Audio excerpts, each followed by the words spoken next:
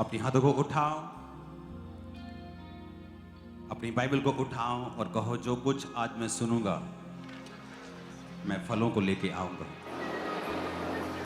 बात करो परमेश्वर से। वो आपकी जिंदगी में करने जा रहा है, ऊंची आवाज में खुदाबंद का थैंक्स करते हुए, जो आपकी लाइफ में वो करने जा रहा है, एडवांस में उसका थैंक्स करते हुए।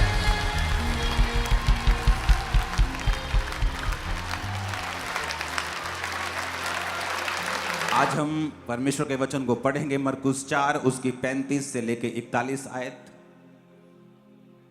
और मरकुस 5 उसकी 1 से लेके 43 आयत। अब छत डल गई तो आवाज क्या प्रॉब्लम तो नहीं है पीछे? हाथों को हिलाओ अगर आवाज आ रही है तो, क्योंकि ये साउंड जो था वो बिना छत के डिजाइन किया गया था। तो छत डालने का प्रोग्राम बाद में बना, तो अब इसकी नई प्रोग्रामिंग हो जाएगी तो 1-2 हफ्तों के अंदर अंदर।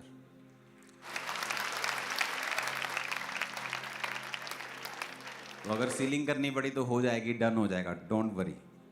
टेम्परेरी है अगर हुई प्रॉब्लम तो, पर आपके हाथ से लग रहा है नहीं इतनी प्रॉब्लम है। साउंड में आपको लगता है कहाँ कहाँ है, किस हिस्से में, तो हाथ हिलाओ।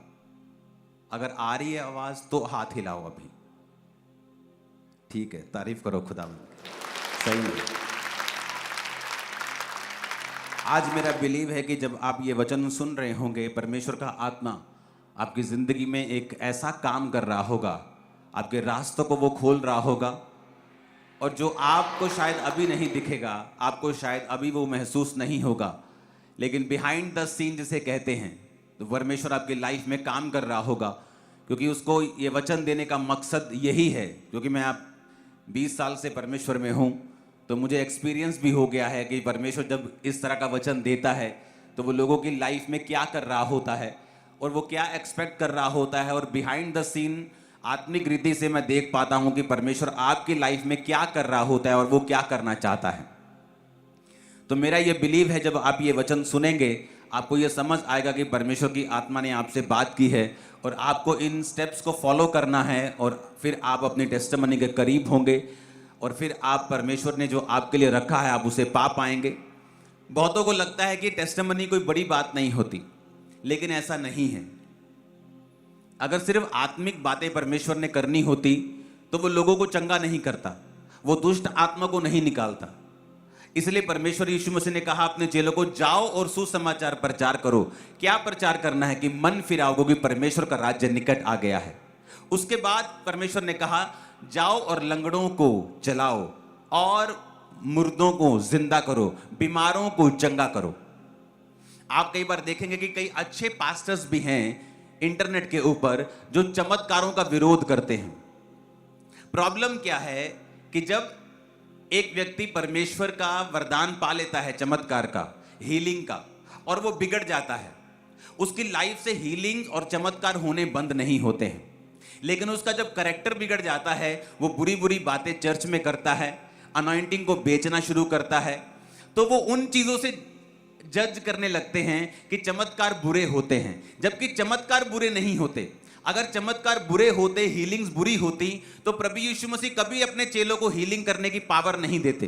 तो प्रभु यीशु मसीह ने स्पेशल कहा, जाओ और लंगड़ों को चलाओ, जाओ और उनके बीमारों को चंगा करो, जाओ और उनके कोड़ियों को जिलाओ।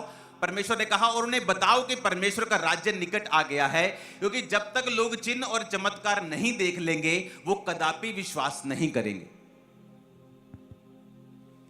तो जब परमेश्वर ने कहा कि जब तक तुम चिन्ह चमत्कार नहीं देखोगे विश्वास नहीं करोगे, तो परमेश्वर ने कहा ये चिन्ह दिखाने की, ये हीलिंग, ये डिलीवरेंस की पावर मैं तुम्हें देता हूं, जाओ और दुष्ट आत्माओं को निकालो। तो अगर ये जरूरी नहीं होता तो परमेश्वर कभी भी देते नहीं।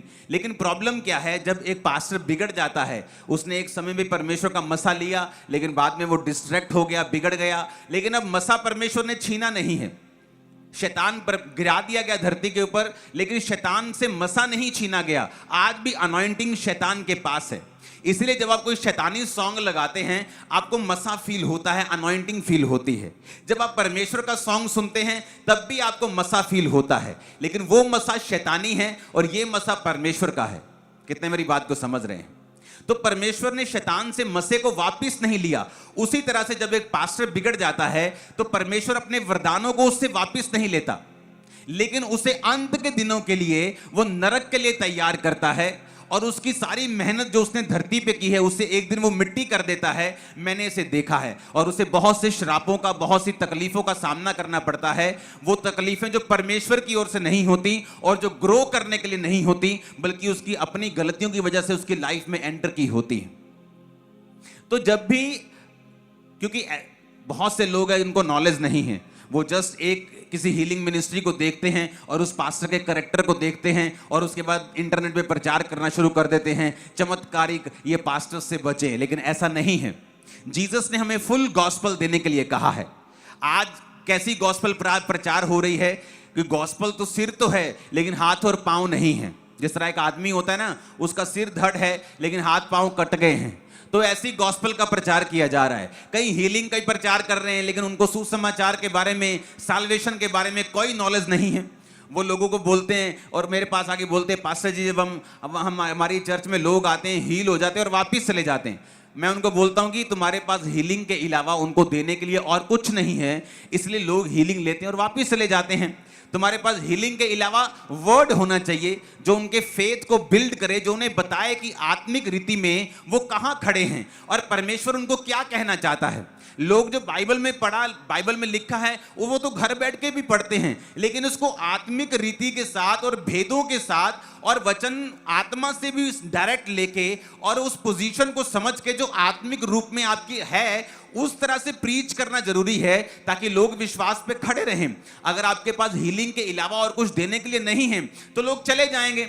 मैंने कहा खामरा में हीलिंग होती सबको पता है, लंगड़े चलते, अंधे देखते सबको पता है, कैंसर जा रहे सबको पता है, लेकिन वहां प्रीच होता है ये भी सबको पता है, वो विश्वास पे खड़े हैं ये भी सबको पता है। अगर कोई चंगा नहीं हुआ तो भी वो परमेश्वर में अड़ा और खड़ा हुआ है, क्योंकि उसको वचन दिया गया है कि एक ना एक दिन इस रीति के साथ परमेश्वर तेरा काम करेगा। तो आज जो सबसे जरूरी चीज है, अगर आपको एक मेगा चर्च, अगर आपको एक बेदारी, या आपको मेगा चर्च का शौक नहीं, अगर आपको बेदारी फैलाने का शौक है, आपको परमेश्वर का काम करने का शौक है, तो आपको फुल गॉस्पल देना पड़ेगा।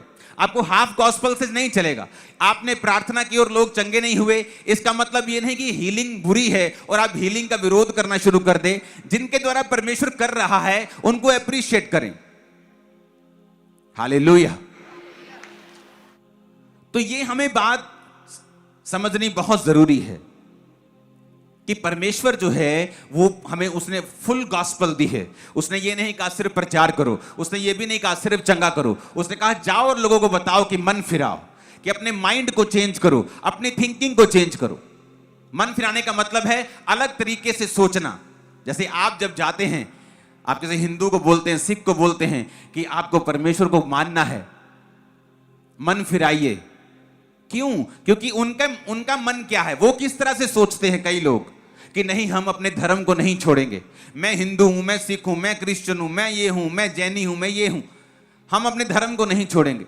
लेकिन जीसस ने कहा मन फिराओ, यानी अलग तरीके से सोचना शुरू करो कि परमेश्वर तो कह रहा है कि मैं किसी नए धर्म को बनाने के लिए तो आया नहीं हूं, मैं तुम्हारा धर्म बदलने के लिए नहीं आया हूं। यीशु मसीह ने एक भी बार ईसाई धर्म के बारे में बात नहीं की है, जबकि परमेश्वर के वचन में जिसको कितने ही लेखकों ने पवित्र आत्मा की प्रेरणा के द्वारा लिखा है, कहीं भी ईसाई धर्म का पूरी बाइबल में जिक्र नहीं है। उसमें क्या जिक्र है कि परमेश्वर तुम्हें जिंदगी देना चाहता है, परमेश्वर तुम्हें आजाद करना चाहता है, तुम्हारे खालीपन को भरना चाहता है, तुम्हें चंगा करना चाहता है, तुम्हें संसार के कलेशों से आजाद करना चाहता है, तुम्हें अनंत जीवन देना चाहता है, यहां का भी वहां का भी। तुम्हें अपनी सोच को बदलने की जरूरत है, मन फिराने की जरूरत है। अब तुम्हें अलग तरीके के साथ सोचना होगा। हालेलुया। लोग बोलते हैं मैं चर्च में बपतिस्मा कैसे लूं? मैंने तो जी एक जगह का नाम लिया हुआ है। क्यों मिला नाम आपको? ताकि आप परमेश्वर को जान सकें। आपने नाम लिया ताकि आप परमेश्वर के पास जा सकें। और जब आपके सामने परमेश्वर साक्षात रूप में खड़ा होता है बाइबल के रूप में कि मैं परमेश्वर, यीशु मसीह ने कहा मैं परमेश्वर हूं, मैं मार्ग जीवन सच्चाई हूं, मेरे बिना कोई पिता के पास नहीं जा सकता है, मैं अल्फा और ओमेगा हूं, मैं आदि और अंत हूं। सब तो वो कह रहा है। तो जो कुछ तुमने लिया था, अब तुम परमेश्वर के सामने पहुंच गए हो। ये तो वो बात हो गई कि 9वीं पास करने के बाद बंदा बोले कि नहीं जी, मुझे टीचर से बहुत प्यार है, मैं 10वीं में नहीं जाना चाहता, मुझे 10वीं में नहीं जाना, मुझे टीचर से बहुत प्यार है। जब आपको सच्चे परमेश्वर के बारे में मालूम हो गया, जब आप सच्चे परमेश्वर ने अपना आप पे जाहिर कर दिया, अब आगे बढ़े। जब आप बपतिस्मा लेते हैं, कोई आपको शब्द नहीं देता, मैं आपको शब्द नहीं देता कि यार आप ये 2 शब्द बोला करें। बपतिस्मा लेने के बाद पवित्र आत्मा आपको डायरेक्ट शब्द देता है, क्योंकि आप सबकी प्रॉब्लम अलग है, मेरी अलग है, आप सबका टारगेट अलग है, प्लान अलग है, मेरा अलग है। तो जो है ही अलग अलग हैं, एक ही गोली कैसे किसी पे काम करेगी? तो परमेश्वर हर एक को अलग अलग गोलियां देता है। वो गैर भाषा, वो नाम शब्द जो स्वर्गीय आता है आपके ऊपर, हर एक का अलग अलग है। मेरा अलग है, मेरे बच्चों का अलग है, मेरी वाइफ का अलग है, आपका अलग है, क्योंकि ये परमेश्वर की ओर से आया है, इंसान की ओर से नहीं आया। तो जब परमेश्वर की ओर से आया है, तो क्यों नहीं हम अपने हाथों को खोलते? क्यों हम मूर्ख बने बैठे हैं? क्यों नहीं हाथों को खोलते और उसको जप्फी डाल लेते? हम उसको एम्ब्रेस करें, उसको रिजेक्ट ना करें, क्योंकि वही परमेश्वर आपके ऊपर अपना आप जाहिर कर रहा है। हालेलुया। जब आप फुल गॉस्पल सुनते हैं, पूरा सुसमाचार सुनते हैं, वहां पे मानसिक रूप की हीलिंग भी है, वहां से इमोशनल हीलिंग है, फिजिकल हीलिंग है, फाइनेंशियल फ्रीडम है, वहां पर स्वर्गीय जीवन है, शांति का जीवन है, बाद का जीवन है, अब का जीवन है, वो सब तरफ काम करता है। साल्वेशन सिर्फ शरीर की नहीं या आत्मा की नहीं है, वो फाइनेंस की भी है, वो देश की भी है, वो सब तरफ की है। जब वो परमेश्वर आपकी लाइफ में काम करता है, वो सब तरफ करता है। जब आपका बाप, आपकी माँ आपको बढ़ाती है, आपको ग्रो करती है, आपको पालती है, क्या वो सिर्फ आपके कपड़े देखती है? क्या आपको खाना नहीं देती? या सिर्फ आपको कपड़े और खाना देती है, आपका स्कूल नहीं देखती? वो भी वो देखती है।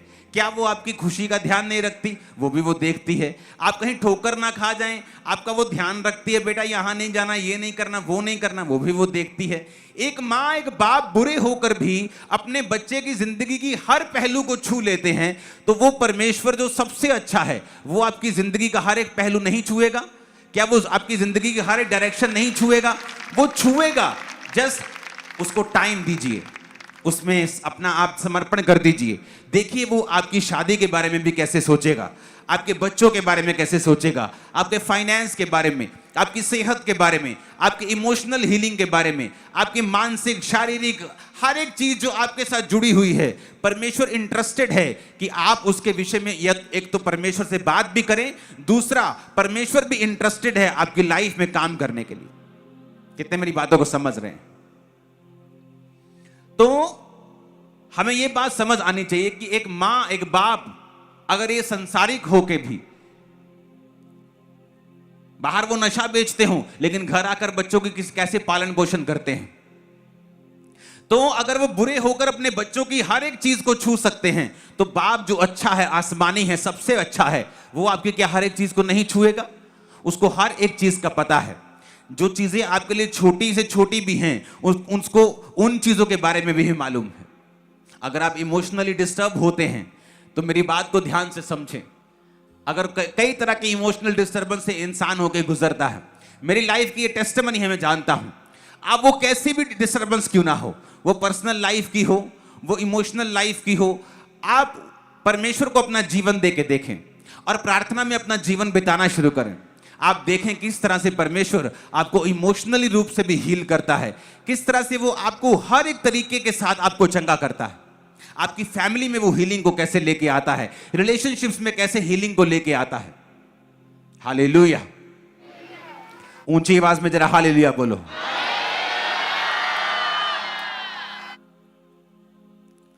अब मरकुस 4 उसकी 35 से 41 आयत और मरकुस 5 ये पूरा अध्याय है 1 से लेके 43 आयत तक। आज जो आत्मा में मैं देख रहा हूं, क्योंकि मैं आपको आप इस बात को समझें कि बाइबल को मैंने कभी भी प्रीच करने के लिए नहीं पढ़ा है। इस हफ्ते परमेश्वर के एक दास हैं, साउथ से वो आए थे, रेवरेंड पॉल तांगिया उनका नाम है। वो जब आए और मुझसे बात हुई, हम मिले, तो उन्होंने मिनिस्ट्री को देखा और हैरान हुए, क्योंकि उनकी बहुत बड़ी मिनिस्ट्री है साउथ में और वो यहाँ मीटिंग के लिए आए थे, इसलिए वो मिलने के लिए आए एक दिन।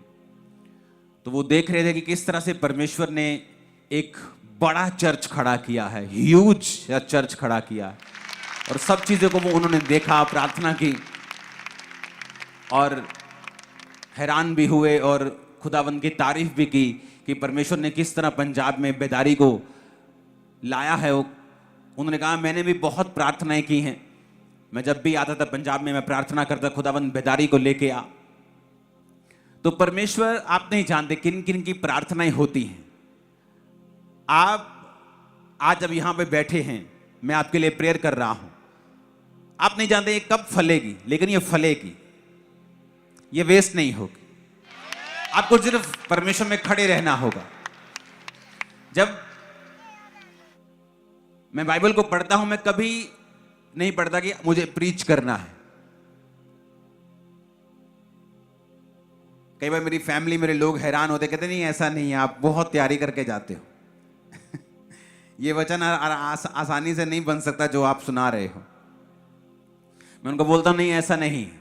जब मैं बाइबल को पढ़ता हूं, मैं अपने लिए पढ़ता हूं, मैं अपने लिए पढ़ता हूं। मुझे नहीं पता मुझे प्रीच करना है संडे थर्सडे, मैं अपनी रोज बाइबल पढ़ता हूं। अगर मैं 2 टाइम 3 टाइम परमेश्वर की प्रेजेंस में हूं, अगर मैं 3 टाइम गया हूं तो 2 टाइम मैं बाइबल पढ़ता हूं। और बाइबल मैं अपने लिए पढ़ता हूं। मैं नया नियम भी पढ़ता हूं, बाइबल को बीज से भी पढ़ता हूं और बाइबल को पुराने नियम से भी पढ़ता हूं। तो मैं इस तरह से पढ़ता हूं कि मैं किसी भी नियम से डिस्कनेक्टेड ना हो जाऊं। कई बार हम नया नियम पढ़ते हैं तो पुराना भूल ही जाते हैं। जब 50-100 दिन बाद पुराना खोला तो हैं ऐसे आता दिमाग में। तो मैंने कहा मुझे ये करना नहीं है, तो मैं नया नियम भी पढ़ता हूं, पुराना नियम भी पढ़ता हूं और बाइबल के बीच से भजन संहिता से लेके अगली जो जितने भी अध्याय हैं और जितने भी पुस्तकें हैं मैं उनको भी पढ़ता हूं, ताकि मैं सबके साथ फिर कनेक्टेड रहता हूं। पुराना नया सब मेरे पास दिमाग में होता है कि परमेश्वर क्या कह रहे हैं, क्या कर रहे हैं। लेकिन मुझे ये नहीं मालूम होता कि परमेश्वर संडे के लिए क्या करे। बहुत कम ऐसा होता है कि मुझे मालूम हो 8 दिन पहले कि मुझे संडे क्या बोलना है। मैं सिर्फ अपना काम करता हूं, परमेश्वर की प्रेजेंस में रहता हूं। तो जब आज मैं परमेश्वर की प्रेजेंस में था तो मुझे एक बात आत्मा सिखा रहा था कि परमेश्वर आपकी लाइफ में एक बड़ा काम करने वाला है। उसके लिए एक वचन आपको सुनना पड़ेगा। उस वचन को ध्यान से अभी सुनना। अब मरकुस 4 उसकी 35 में लिखा है, उस दिन जब शाम हुई तो चेलों से उसने कहा आओ हम पार चलें। वो भीड़ को छोड़कर जैसा वह था वैसे उस नाव पर साथ ले चले, सो उसके साथ और नावें भी थी। बड़ी आंधी आई, लहरें नाव पर यहां तक लगी कि पानी से भरी जाती थी और वह पिछले भाग में गद्दी पर सो रहा था। तब उन्होंने उसे जगाया और कहा, हे गुरु, क्या तुझे चिंता नहीं, हम नष्ट हुए जाते हैं। तब उसने उठकर आंधी को डांटा और पानी से कहा, शांत रह और थम जा। आंधी थम गई और बड़ा चैन हो गया। और यीशु ने कहा, तुम क्यों डरते हो, क्या तुम्हें अब तक विश्वास नहीं? वे बहुत ही डर गए और आपस में बोले, ये कौन है जो आंधी और पानी भी उसकी आज्ञाओं को मानते हैं। अब यहां पर जब हम इस पद को पढ़ते हैं, हमें कई बार बाइबल पढ़ते वक्त यह भी देखना पड़ता है कि उस अध्याय के आगे क्या है और उस अध्याय के पीछे क्या है। ये बात कैसे शुरू हुई, क्यों शुरू हुई और इस बात के बाद क्या हुआ। तो ये एक घटना हुई। घटना क्या थी? हम सबको लगता है मौसम खराब हो गया, मौसम खराब हुआ, आंधी आई, तूफान आई, यीशु मसीह पीछे सो रहे थे, चेले डर गए। चेलों ने कहा, प्रभु क्या तुझे चिंता नहीं, हम नाश हो रहे हैं। यीशु उठे, उन्होंने आंधी को डांटा और आंधी थम गई, पानी को शांत रहने के लिए बोला, सब ठीक ठाक हो गया, चलो जी खत्म हो गया। लेकिन हमने आगे नहीं पढ़ा कि इसका रीजन क्या था। आगे जब हम 5 अध्याय को पढ़ते हैं तो लिखा, वो झील के पार गरासेनियों के देश में पहुंचे। जब वो नाव से उतरे तो एक मनुष्य जिसमें अशुद्ध आत्मा सी कब्रों से निकलकर उसे मिला। वो कब्रों में रहता था, कोई उसे लोहे के संगलों से भी नहीं बांध सकता था, क्योंकि वह बार बार बेड़ियों और संगलों से बांधा गया। परंतु उसने संगलों को तोड़ दिया और बेड़ियों को टुकड़े टुकड़े कर दिया और कोई भी उसे अपने वश में नहीं कर सकता था। अब यहां पर हमने क्या देखा कि जैसे प्रभु यीशु मसीह उस घटना के बाद आंधी खत्म हुई और यीशु मसीह जहां जाना चाहते थे पहुंचे, सभी नाव से उतरे, चेले सब यीशु मसीह उतरे। जैसे वो उतरे, एक आदमी पत्थरों को लेकर चिल्लाता हुआ कब्रों से निकला। कब्रें थी तो चिल्लाता निकला, नंगा, बाल बड़े हुए। आप इमेजिन कर सकते हो, अपने आप को घायल किया हुआ डरावना सा आदमी चिल्लाता हुआ आपके सामने आता है।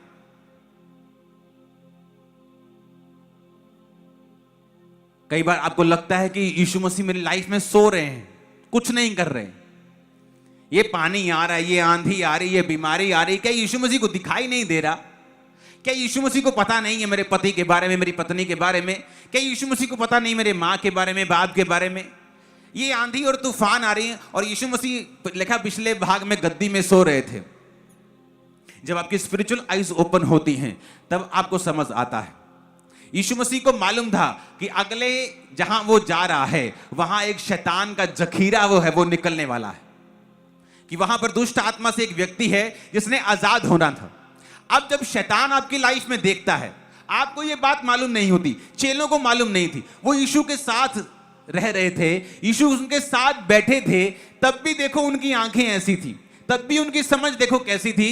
वो परमेश्वर पे चिल्ला रहे थे, प्रभु तेनू चिंता नहीं साडी, तेनू पता नहीं लगता कि न तूफान आंधी आ गया, तेनू पता नहीं लगता न पानी अंदर भरा जा रहा है और तू गद्दी के ऊपर सो रहा है, क्या तुझे हमारी चिंता नहीं है, हम नष्ट हुए जाते हैं? आज भी विश्वासियों का वही हाल है। जब आपकी लाइफ में एक बड़ी डिलीवरेंस होने वाली होती है, शैतान सब चीजों को नहीं देख सकता, लेकिन कुछ लाइट उसको दिखती है, कुछ उसको मालूम होता है। इसलिए जब आप नोटिस करते हैं, कई बार आपकी लाइफ में आप चल रहे होते हैं और अचानक एक मुसीबत का आप सामना करते हैं, अचानक से शैतान आपके खिलाफ हो जाता है, अचानक से कुछ घटनाएं, कुछ परिस्थितियां ऐसी बन जाती है, कुछ विरोध ऐसा हो जाता है, या कुछ ऐसी चीजें आपकी लाइफ में होने लगती हैं कि आपको समझ नहीं आती। यीशु मसीह आपके पास भी बैठे हैं, आपको उसकी प्रेजेंस भी पता है कि वो आपके संग है, लेकिन फिर भी ऐसा लगता है कि परमेश्वर मेरी चिंता क्यों नहीं कर रहा, हम नाश हुए जाते हैं। जबकि परमेश्वर को मालूम होता है कि जहां हम जा रहे हैं वहां एक बड़ा छुटकारा होने वाला है। ये जो हो रहा है ना झोलमाल, ये उस छुटकारे से पहले की शैतान की फ्रस्ट्रेशन है। कई बार आप अपने जीवन में देखते हैं कि आपकी फैमिली में आपका विरोध शुरू हो गया, कई बार आप देखते हैं आपको अजीब सी मुसीबतों का सामना करना पड़ रहा है, आप देखते हैं ये क्या हो रहा है मेरी लाइफ में, लेकिन आपको नहीं मालूम अगले अध्याय में जो आपकी जिंदगी का अगला अध्याय ओपन होगा, वहां एक बड़ी गवाही आपका इंतजार कर रही होगी। और बाइबल कहती है जब वो मनुष्य चंगा हुआ, जब वो मनुष्य वापिस गया, पूरे शहर ने प्रभु यीशु मसीह के ऊपर विश्वास किया। आप इमेजिन करो, आप सिर्फ उस बंदे को ना देखो जिससे कुछ हजार दुष्ट आत्माएं निकली और वो चंगा हो गया, और जब कपड़े पहनकर यीशु मसीह के पास बैठा तो लोगों ने देखा, वो डर गए, कहते ये इससे क्या हुआ है, ठीक हो गया ये। इमेजिन करो जब वो बंदा अपने शहर वापस गया होगा, हर एक बंदा उसे जानता था कि ये कब्रों में एक पागल रहता है, इन कब्रों में मत जाना, उसे संगलों से भी बांधो वो संगल तोड़ देता है, इसे कोई वश में नहीं कर सकता। इमेजिन करो वो जब अपने गांव गया होगा, अपने शहर गया होगा, कितनी रूहों को उसने बचाया होगा। तो जब शैतान आपकी लाइफ में साल्वेशंस को देखता है, वो आपकी लाइफ में तूफान को लेके आने की कोशिश करता है। आपको नहीं पता होता कि कल आपकी लाइफ में क्या होगा। जब इस चर्च में 50 लोग थे तो मेरा गोडाउन जला दिया था, वो गोडाउन जहां से 50,000 से लेके 1 लाख रुपया मैं रोज कमाता था। सेल नहीं, कमाई की बात कर रहा हूं, अर्निंग्स 15 से 20 लाख रुपया एक महीने की कमाई थी उस बिजनेस में जो परमेश्वर ने हमें दिया था। सेवकाई में आने से पहले वो बिजनेस था मेरे पास। तो 2009 में 50 लोग थे, वो बिजनेस को किसी ने आग लगा दी। जब ऑस्ट्रिया में एक रविदासी संत की हत्या कर दी गई थी, तो यहां पर उन लोगों ने गोडाउन जला दिया था जो शरारती अंसर थे। तो क्या हुआ, शैतान ने कहा अब दे तू गवाही, बड़ी गवाही देता ना, परमेश्वर ने मेरा बिजनेस ब्लेस किया, अब दे तू टेस्टिमनी, मैं देखता हूं तो अब तू क्या गवाही देगा, अब मैं देखता हूं। तेरे पास एक बिजनेस की गवाही थी, एक नशे की बिजनेस की गवाही मैंने नष्ट कर दी, अब देखता हूं तू क्या करेगा। अब देखने में वो तूफान लग रहा है था वो तूफान, उस बात का मैं इनकार नहीं कर रहा हूं, था वो टाइम स्ट्रेसफुल कि आपका लाखों का बिजनेस आपकी आंखों के सामने जल रहा है, आप फोन कर रहे हैं, फायर ब्रिगेड नहीं आ रही, आप मंत्रियों को फोन कर रहे हैं कि मुझे फायर ब्रिगेड मंगा के दो, कोई आपकी बात सुनने के लिए तैयार नहीं, रास्ते में जाम लगे, गाड़ियां जल रही हैं, खतरनाक माहौल हुआ है, लेकिन एक अजीब सी शांति आपके अंदर होती है जब परमेश्वर आपके संग होते हैं। क्या हुआ, उस साल लोग आए और बोले बहुत माड़ा होया पास्टर जी, बहुत माड़ा होया था काम, चलो कोई नहीं। मैंने कहा बाइबल क्या कहती है, सब बातें मिलकर भलाई को पैदा करती हैं जो मसीह यीशु से प्रेम करते हैं, जो उसकी इच्छा के अनुसार बुलाए गए। मैंने वचन पे अपने आप को खड़ा किया। उस साल 50 से सीधा 500, अगले साल 2500, अगले साल 5, 10, 20, 40, 80, 160, आज 3.5 के पार पहुंच चुकी चर्च। 3.5 लाख हर हफ्ते वीकली अटेंडेंस है चर्च की। कितने मेरी बात को समझ रहे हैं? तो उस समय उस तूफान को देख के अंदाजा मत लगाइए कि प्रभु आपके संग है कि नहीं, क्योंकि जब वो व्यक्ति चंगा हुआ उसने पूरे शहर को जाके बदल दिया होगा। तो परमेश्वर देख रहे थे और शैतान को भी दिख रहा था कि आने वाले समय में ये लाखों को बचाएगा, इसको अभी अभी तबाह कर दो। तो बहुत से लोग होते जिनकी स्पिरिचुअल आईज ओपन नहीं होती, वो देखते हैं अच्छा मसीह में आए, इतना बड़ा तूफान आ गया, चलो यार छोड़ो, कुछ नहीं है, मैं तो और मुसीबत से फंस गया, मुझे तो और प्रॉब्लम हो गई है, मैं तो और बीमार हो गया हूं जी। क्योंकि तुम आत्मिक रूप से अंधे हो। अगर तुम आत्मिक रूप से अंधे हो, इसलिए तुम्हें कहा जाता है कि चर्च की संगति करो। संगति करने से तुम्हारी स्पिरिचुअल आईज ओपन रहेंगी, चाहे धीरे धीरे ओपन हो। वो चीनी लोगों की तरह छोटी छोटी आंखें होती है ना, चाहे धीरे धीरे ओपन हो जाएंगी फिर, लेकिन हो जाएंगी। चाइना में खुदाबंद बड़े काम कर रहा है, तारीफ करो खुदाबंद के नाम। हालेलुया। तो वो ओपन हो जाएंगे अगर तुम संगति करोगे। तो अगर तुम लगातार संगति करते रहोगे, लगातार परमेश्वर की प्रेजेंस में रहोगे, खुदाबंद की संगति करते रहोगे, तुम्हारी स्पिरिचुअल आईज ओपन हो जाएंगे। तुम्हें वो मुसीबत भी सामने नजर आएगी, लेकिन तुम्हें पवित्र आत्मा दिलासा भी देगा कि आने वाले समय में कुछ बड़ा है जो तुम्हारा इंतजार कर रहा है। अगर तुम इस समय अपनी पोजीशन छोड़ दोगे, इमेजिन करो अगर वो नाव चेले वापस मोड़ लेते, कहते छोड़ो यार बहुत तूफान है, चलो जान है तो जहान है, तो वहां ना तो वो चंगा होता, ना तो वो देश फिर बचता जहां वो, जिस देश का वो वासी था। वो गए और वहां पे छुटकारा हुआ, उस छुटकारे के कारण। और प्रभु यीशु मसीह ने उसको अपने संग नहीं रहने दिया। यीशु मसीह जो बाप है ना हमारा, वो बेस्ट बिजनेसमैन है। उसने यीशु को बोया और हमको काटा है उसने। तो यीशु मसीह को मालूम था, क्यों नहीं रहने दिया उसके साथ यीशु मसीह को अपने, यीशु मसीह ने उसको अपने साथ क्यों नहीं रहने दिया? यीशु मसीह ने कहा जा अपने नगर में, क्योंकि जब तू नगर में जाएगा ना, लोगों की आंखें फट जाएंगी, खुल जाएंगे, ये तू कैसे ठीक हो गया? तू ज्यादा काम करेगा, तू कम काम नहीं करेगा, लेकिन तू मेरे कहने पे चल, क्योंकि मैं तेरे में से ज्यादा फ्रूट निकाल सकता हूं। तू मेरे साथ मत रहे, तू अपने नगर में जा और लोगों को बता। और जब वो नगर में गया होगा, आपको मालूम होगा क्या हुआ होगा। तो आपको ये स्पिरिचुअल चीजें समझनी पड़ेंगी कि जब आपकी लाइफ में कोई बड़ी मुसीबत एंटर कर रही है, तो उसको मुसीबत की तरह मत देखें। अगर आप क्राइस्ट में हैं, अपना जीवन प्रभु को दे दिया और आप रोज प्रार्थना करते हैं और कोई बड़ा पाप आपकी लाइफ में नहीं है, छोटा भी नहीं, तो आप इमेजिन करके देख लें फिर कि कुछ बड़ा आपकी लाइफ में होने वाला है। और बाइबल में ऐसा होता आया है और ऐसा ही होता आया है, इसके अलावा और कुछ नहीं होता आया है। आमीन खड़कने वाला चाहिए जरा। अब ये बात समझने की जरूरत है, क्योंकि आज का जो टॉपिक है वो है one more step. One more step, बोलो एक और कदम। फिर से बोलो ऊंची आवाज। नहीं, ऐसा करो, आंखें बंद करके बोलो 4 बार, आंखें खोल के 3 बार। आंखें खोल के बोलो, फिर आंखें बंद करके बोलो एक और कदम।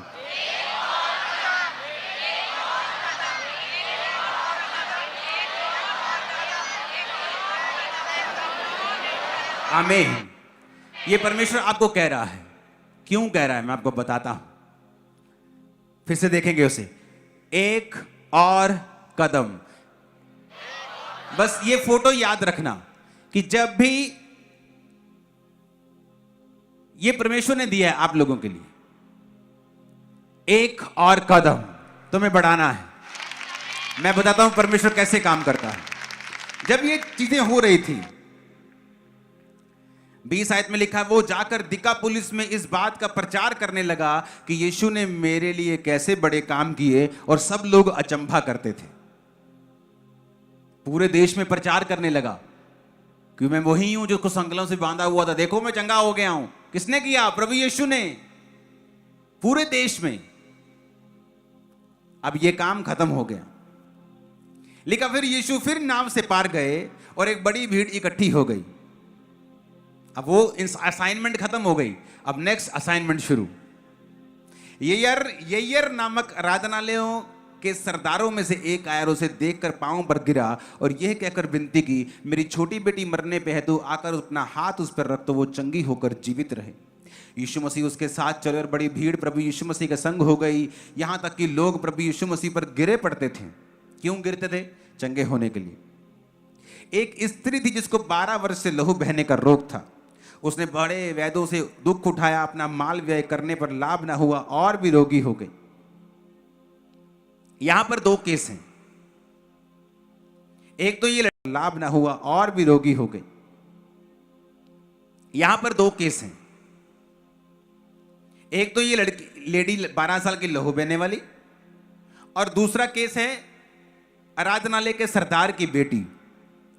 35 आयत में लिखा, वो कह ही रहा था कि आराधनालय के सरदार के लोगों ने आकर कहा, तेरी बेटी तो मर गई, अब गुरु को दुख क्यों देता है। जो बातें वो कह रहे थे, यीशु ने अनसुनी करके आराधनालय के सरदार से कहा, मत डर, केवल विश्वास रख। आप बाइबल के रूल को समझें और एक स्पिरिचुअल लॉ को समझें। परमेश्वर लॉ, कानून के साथ, जिसने कानून को बनाया है, वो ये एक्सपेक्ट करता है कि उसके जो लोग हैं वो उनको समझें। अगर आप कानून को नहीं समझेंगे, अगर आप स्पिरिचुअल कानून नहीं समझेंगे तो प्रॉब्लम होगी। क्या कानून है? 1 मोर स्टेप। फिर से बोलो, एक और कदम। आप जब भी बाइबल में देखेंगे, लोगों को लगता है हीलिंग इजी है, लेकिन हीलिंग इतनी आसान नहीं है। उनको लगता है, कुछ लोगों को लगता है इजी है, प्रार्थना होगी अभी ठीक हो जाए, लेकिन वो इतना आसान नहीं है। कई बार, अब यहां पर हम एक लड़की को देखते हैं, वो बीमार है, उसका बाप आके कह रहा है यीशु मसीह चले, यीशु मसीह चले। तो वो यीशु मसीह के साथ क्या होता है कि कोई आके कहता है कि तेरी बेटी मर गई, लेकिन यीशु मसीह कह रहा है डर मत, सिर्फ क्या कर, विश्वास रख। अंधा चल पड़ा है परमेश्वर के पीछे, प्रभु मुझ पे दया कर, प्रभु मुझ पे दया कर। अभी भी परमेश्वर उसे ठीक नहीं कर रहे हैं। लिखा, वो और चिल्लाने लगा, 1 मोर स्टेप। मैंने देखा है स्पिरिचुअल रिल्म में, जब आपका काम ना हो रहा हो, एक और कदम उठाइए परमेश्वर की ओर। पीछे मत हटिए, पीछे मत हटिए। परमेश्वर ऐसे काम नहीं करता। आपको उसे प्रेशर देना पड़ेगा और लगातार देना पड़ेगा। एक बार खटखटाया, 2 बार, 3 बार, 10 बार, 20 बार, 10 लाख बार भी खटखटाना पड़ेगा। 1 मोर स्टेप। ये परमेश्वर आपको इसलिए कह रहा है क्योंकि आपके बहुतों के काम होने वाले हैं। इसीलिए उसने आत्मा में ये वर्ड दिया, मेरे लोगों को बोल कि एक और कदम उठाएं, पीछे ना हटें, थके ना, अके ना, एक और कदम उठाएं। आप प्रार्थना कर रहे हैं, आप एक और कदम उठाएं, फास्टिंग शुरू कर दें, विश्वास को और बढ़ाएं, प्रेयर लाइफ को और बढ़ाएं, निराश ना हो। निराशा रखने से परमेश्वर का कोई भी नुकसान नहीं होगा, उसका लॉ चेंज नहीं होगा, उसका दिमाग चेंज नहीं होगा, चीज नहीं आ जाएगी, काम नहीं होगा, उल्टा फ्रस्ट्रेशन आएगी, थोड़ा पीछे चले जाएंगे आप, फिर से आप आगे आने की ट्राई करेंगे। ये सारी चीजें होंगी अगर आप एक और कदम नहीं उठाएंगे। हालेलुया। चिंता मत करो, शैतान का आखिरी दिन है आज छुटकारा होगा, शैतान को पहले से पता है। क्योंकि जो प्रेयर इसलिए मैंने आज बाद में की है, मुझे पता है मुझे किस चीज के लिए प्रार्थना करनी है, और शायद शैतान को पहले से पता है, वो डर चुका है। हालेलुया। तो आपको ये बात बड़े ध्यान से समझनी है। एक और कदम, फिर से बोलो ऊंची आवाज में, आपको एक और कदम उठाना है। आमीन। आप देखो, उसकी बेटी मर गई है। कोई भी आदमी इमोशनल हो सकता है, ये छोड़ो अब क्या करना, मैंने तो सुना था यीशु मसीह शब्द ही बोल देते हैं, फलाने का सेवक ठीक हो गया था। यार मेरे को तो कुछ मिला नहीं है, निराश होता और कहता चलो कोई नहीं प्रभु आप करो काम, मैं जरा जाता हूं। एक और कदम, मरने के बाद भी परमेश्वर बता रहे थे एक और कदम, अभी खत्म नहीं हुई तुम्हारी कहानी, तुम्हारी कहानी अभी शुरू हुई है। मैंने कहा तुम्हारे घरों की कहानी अभी शुरू हुई है। तुम उस गड्ढे के नीचे समुद्र के तल पर जाने के बाद ऊपर आने के अलावा और कोई रास्ता नहीं होता, तुम ऊपर आ रहे हो अभी। मैंने कहा तुम और तुम्हारा घराना ऊपर आ रहे हो यीशु मसीह के नाम में। आमीन ऊंचे वाला चाहिए। हालेलुया। क्या एक और स्टेप आप लेने के लिए तैयार हैं? मैं 45 मिनट प्रार्थना करता, 15-15 मिनट 3 बार, 15-15 मिनट 3 बार प्रार्थना करने के बीच में भी 3 बार मोबाइल चेक करता था अपना। हाय होए नहीं हले 15 मिनट नहीं होए हले यार, बड़ी लंबी प्रेयर कह देंगे पास्टर कर ली। तो परमेश्वर ने कहा ये ऐसे नहीं होगा, जो तुम मांग रहे हो ये 45 मिनट में नहीं होगा, तुम्हें मेहनत करनी पड़ेगी। फास्टिंग बढ़ाई, मेहनत की, प्रेयर की, काम हुए। 1 मोर स्टेप। वो फ्रस्ट्रेशन होता है कई बार, आप थक चुके हैं, मान लो आप थक चुके हैं आत्मिक रूप से, आप बोलते हो यार मैं फ्रस्ट्रेट हो गया हूं, लेकिन परमेश्वर का आत्मा फिर भी कहता है एक और स्टेप, एक और स्टेप, एक और स्टेप, 1 मोर स्टेप, 1 मोर स्टेप। और आप जल्दी अपने उस पोजीशन के ऊपर होंगे जहां से आप गवाहियां दे पाए। आमीन खड़कने वाला चाहिए चर्च। Hallelujah, hallelujah. एक और स्टेप आपको लेना है। बाइबल इसी तरह से, परमेश्वर इसी तरह से काम करते हैं। आप कोई केस पढ़ लो, जीसस के पास एक सुरूफनीकी जाति की एक औरत आती है जो यहूदी नहीं थी और कहती है प्रभु मेरी बेटी बहुत बीमार है, कभी गिर पड़ती है, मर जाती है, शरीर अकड़ जाता है, पत्थर बन जाती है, मर जाती है, डेड हो जाती है, उसको प्लीज चंगा करें। क्या कहा जीसस ने? लड़कों की रोटी कुत्तों को डालना उचित नहीं। अब ये बात काफी थी ईगो पर अगर ले ली जाए, ईगो के ऊपर, हाय मेरी जाति करके प्रभु ने मैनू कहता, चलो कोई नहीं, चलो वापिस। जे हुन यीशु मसीह ने नहीं देना तो फिर होर किन्ने देना, चलो वापिस।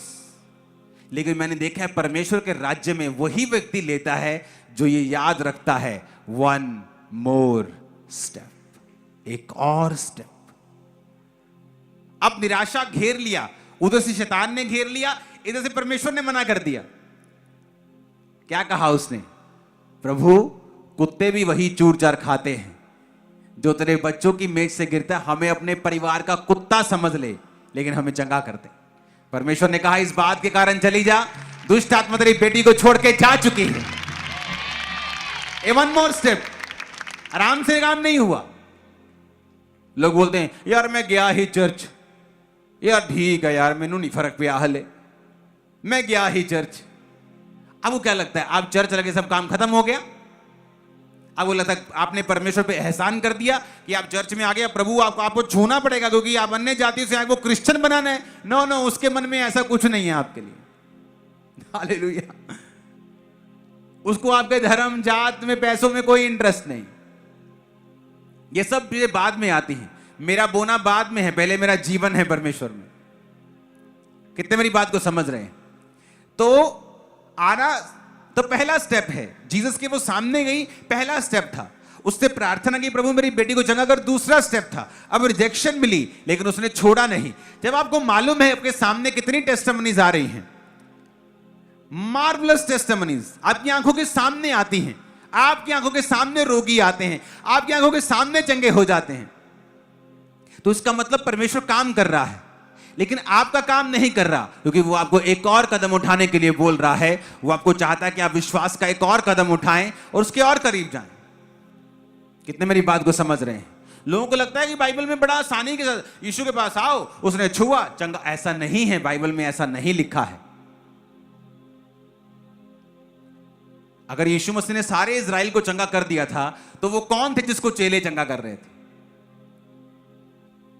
वो कौन थे जिसको प्रेरित चंगा कर रहे थे? इसका मतलब कोई बीमार था तो वो चंगा कर रहे थे। बाइबल कहती है प्रभु यीशु मसीह के पास अंधा आया और परमेश्वर ने कहा ये ले मिट्टी लगा दी, जा धोले शीलो के कुंड में। आसान नहीं था।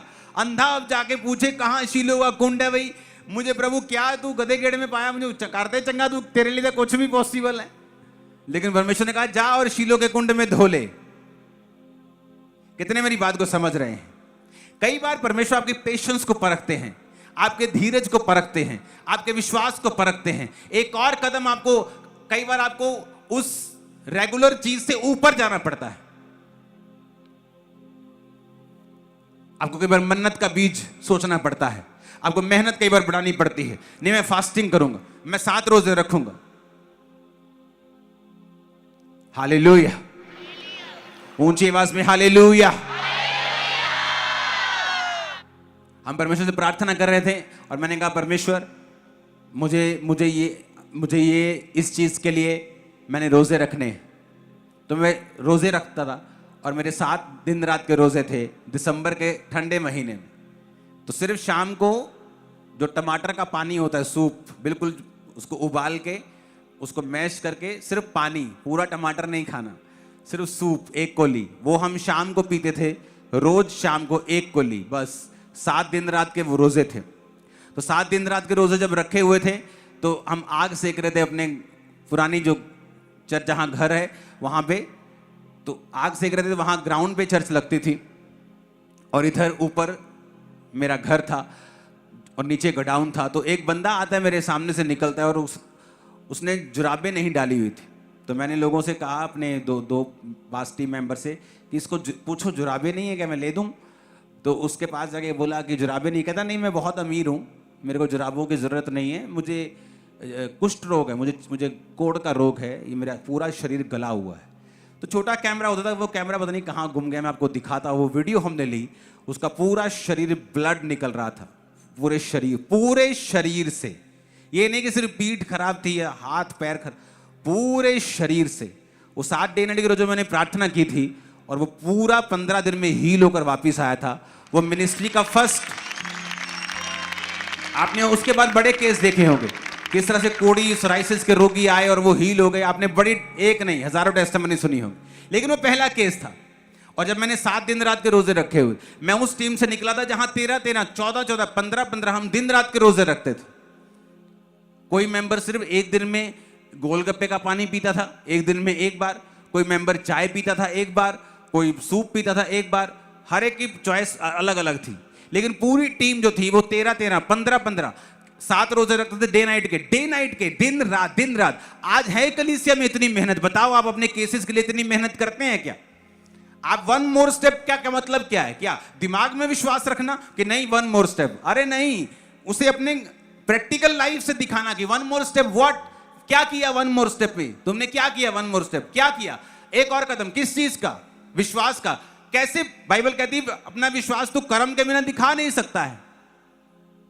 तो हम टीम क्या करते थे, 7 बोलते थे चलो 3 रोजे रखते हैं। ऐसे नहीं बोलते थे कि हम 15 रखेंगे, 3 दिन रात के रोजे। जब 3 दिन पूरे हो गए, चल यार एक शुक्रगुजारी तो रख लेने, एक शुक्रगुजारी का दिन रात का रोजा। 4 हो गए, कहना चल एक और रख लेने शुक्रगुजारी। 5, 6 जो मैंने 7 रखे थे वो मैंने बोल के 7 रखे थे, लेकिन बाकी हम इस तरह से भी रोजे रखते थे कि 10, 11, 12, 13, 14, 15 दिन, 3, 4 दिन, 5 दिन बोल के 15 दिन डे नाइट के रोजे। सिर्फ पानी पीते थे, जितना मर्जी पीना हो, जितना मर्जी, पानी की कोई प्रॉब्लम नहीं थी। और एक दिन में 1 बार कोई गोलगप्पे का पानी, कोई सूप पीता था। आज मैं कलीसिया में मेहनत नहीं देखता हूं। आज लोगों को पूछो फास्टिंग करते हो? नहीं। प्रार्थना कितनी करते हो? टाइम नहीं लगता। तो क्या 1 मोर स्टेप? इसलिए तो आप बीच में अटके हो। धोबी का कुत्ता ना घर का ना घाट का।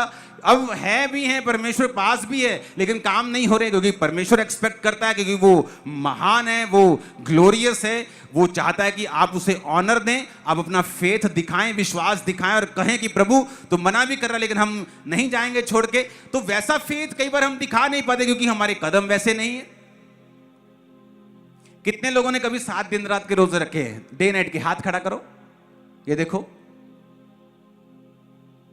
देखो देखो देखो, चर्च में कितने लोग हैं? हाथ को हिलाओ जरा। है ही नहीं। ये 15, 20, 25, 30, ये 3 लाख लोगों में क्या 150-200 लोग बैठे हैं। आप कितने मेरी बातों को समझ रहे हैं? कई बार हम दूसरे लोगों की लाइफ में उनके रिजल्ट को तो देख लेते हैं और वाह वाह वाह वाह करते हैं और प्रभु को बोलते हैं ऐसा हमें चाहिए, लेकिन हम ये नहीं देखते कि स्टोरी शुरू कहां से हुई थी। वो अंग्रेजों के वो चेहरे पे होती है ना तिल तिल से, देखें कभी अंग्रेजों के, वो मेरा चेहरा अंग्रेजों वाला बन गया था, इतने तिल थे मुंह में, क्योंकि हर टाइम रोजों में होता था। वो अंग्रेजों के वो चेहरे पे होती है ना तिल तिल से, देखें कभी अंग्रेजों के, वो मेरा चेहरा अंग्रेजों वाला बन गया था, इतने तिल थे मुंह में, क्योंकि हर टाइम रोजों में होता था। और रंग इससे भी गोरा था जब मैं टीन एज में था, रंग और गोरा लेकिन तिली होती थी मुंह के ऊपर। क्यों? क्योंकि रोजे अगर रखने हैं तो आपको कई बार सेक्रीफाइस करना पड़ता है अपनी सेहत के लिए। उन 7 रोजों में कोई ऐसा नहीं था कि हम प्रार्थना करें प्रभु लंगड़ों को भेज, ऐसा कुछ नहीं था। जस्ट बैठे, साथ में मेरी शॉप होती थी, मैं अपना काम भी करता था उस समय, और साथ में हम आग सेक रहे थे। बहुत ठंडा टाइम था, मेरे बर्थडे के टाइम पे मैं रोजे रख के बैठा हुआ था, 5 जनवरी के करीब। तो कहां मेहनत? वन मोर स्टेप किस चीज का? क्या है आपके पास? क्या आपने कभी सोचा ये काम नहीं हो रहा, क्यों नहीं हो रहा? अब पीछे जाना कोई इलाज नहीं है, आगे बढ़ना पड़ेगा। तो कैसे बढ़ेंगे आगे? क्या सिर्फ चर्च की ओर देखी जाएंगे कि कब ले हैंड होगा? कई बार ले हैंड पे भी मेरा काम नहीं हुआ, फिर क्या करेंगे? खुद मेहनत करनी पड़ेगी, आपको घुटने लगाने पड़ेंगे, आपको रोजे रखने पड़ेंगे, आपको परमेश्वर के सामने जाना पड़ेगा। जिस टीम से मैं निकला हूं वो आज भी उसी तरह रोजे रखती है। 7 दिन 3 दिन रात के, हर हफ्ते 2 दिन रात के, 3 दिन रात के, इस तरह से मेहनत की जाती है। अगर आपको नहीं समझ आएगा तो नहीं आएगा। वन मोर स्टेप किस चीज का? ये परमेश्वर का वचन था आप लोगों के लिए। एक और स्टेप उठाओ, वो तैयार है तुम्हारी लाइफ में मिरेकल करने के लिए, बड़ी हीलिंग करने के लिए, बड़ा डिलीवरेंस करने के लिए। करीब जाओ उसके। Hallelujah, hallelujah. जिन लोगों को रोजे रखने की आदत है, मैं आपको बताता हूं, जब 3-4 दिन हो जाते हैं ना खाना खाए, तो वट्टे भी टेस्टी लगने लगते हैं। जो दाल कभी टेस्टी नहीं लगती, दिमाग में उसके भी सपने आने लगते हैं कि वाह। जो कभी चीजें टेस्टी नहीं लगती, उनको देख कर मुंह में पानी आता है, यार टिंडे तो कमाल है। हालेलुया। तो जिन लोगों को रोजे रखने की आदत होती है उनको मालूम होता है, लेकिन प्रॉब्लम यह है चर्च मेहनत करके राजी नहीं, वो चाहती ले हैंड हो जाए। मैंने ले हैंड करवाया, लेकिन परमेश्वर कई बार ले हैंड से भी अधिक चाहता है कि आप मेहनत करें।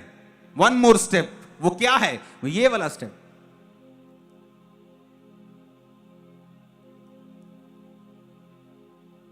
मैं आपको बोलूं तभी आप रोजे रखेंगे?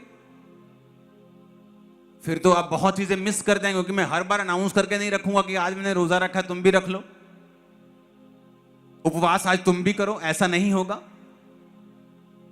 आपको अपनी लाइफ को देखना पड़ेगा। फलाने को तो शुगर है जी, आप छोटा फास्ट रखें। अब तो मेडिकल साइंस भी फास्टिंग को अप्रूव करने लगी है। अब तो दुनिया भर में इंटरमिटेंट फास्टिंग जी, फलाना ढमकाना, अब सब बाइबल पे आने लगे हैं।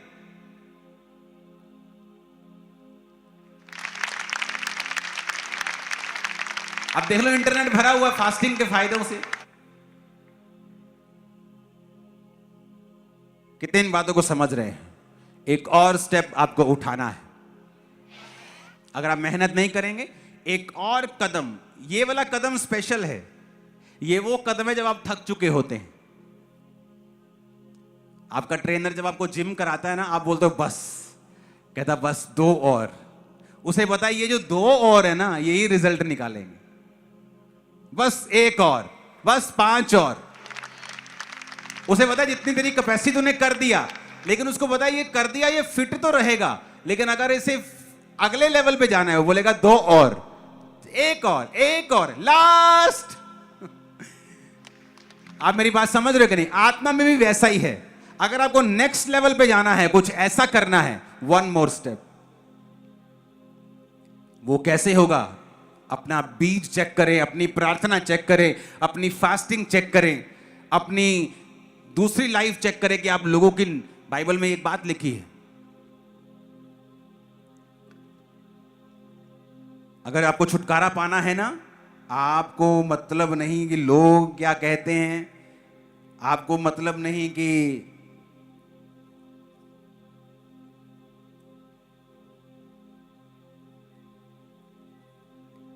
भजन संहिता 15 उसकी 3 में लिखा,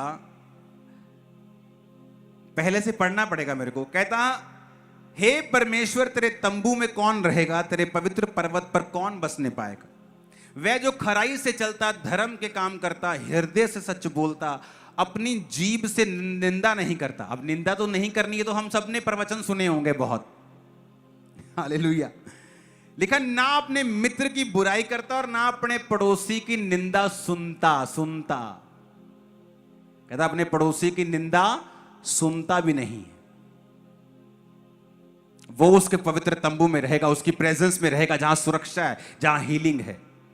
कितने विश्वासी जब फ्री हो जाते हैं, फलाने पास्टर की निंदा, फलाने विश्वासी की निंदा, उसकी निंदा सुन करते भी हैं। सुनना भी बाइबल में मना है, करना तो बिल्कुल ही वर्स है।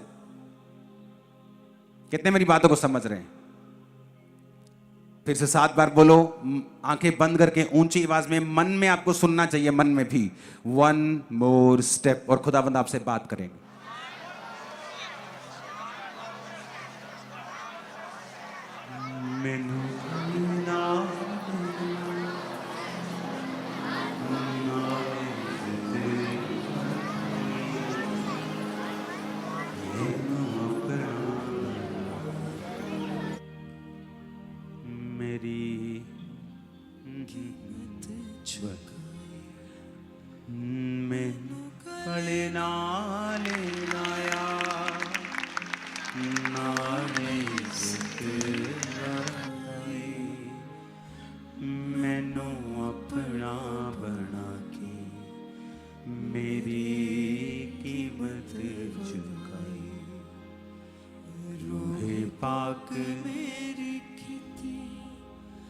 सारी जिंदगी रूहानी, रूहे पाक मेरी खेती, सारी जिंदगी रूहानी, मेरे नाल सदा रहदा, ओदी बड़ी मेहरबानी। अपने घुटनों के बाहर आ जाओ।